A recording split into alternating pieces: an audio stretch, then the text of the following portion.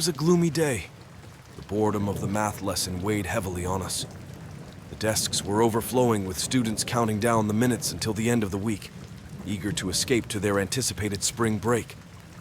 The teacher, usual in his relaxed demeanor, decided to entertain us with some games on Sparkle.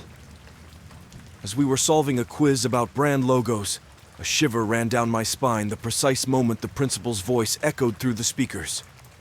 The tone was filled with panic, announcing that it was not a drill and ordering the teachers to put the school on lockdown.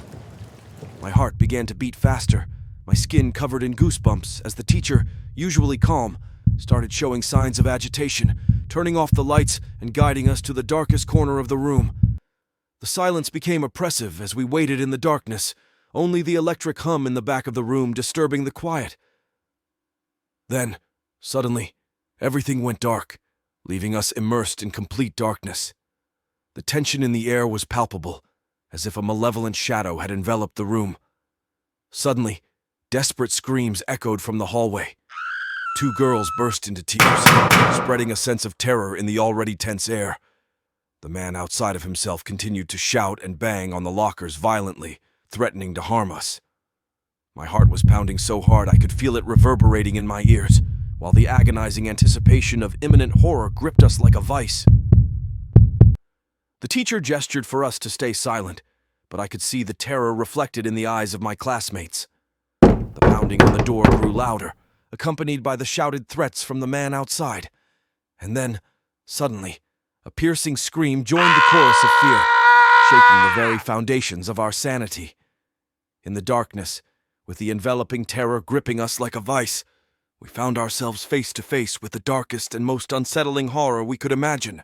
The atmosphere was tense, as if every shadow, every suspicious noise, harbored an imminent danger. Our widened eyes scanned the darkness, trying to discern something, anything, that could give us a clue about what was happening out there. Time seemed to stretch, dragging every moment into a slow agony of terror. Every breath, every creak, amplified the sense of vulnerability that enveloped us like a toxic fog. And then, in the darkest moment of the night, a whisper crept into the room, like a malicious grin from the very abyss of hell itself.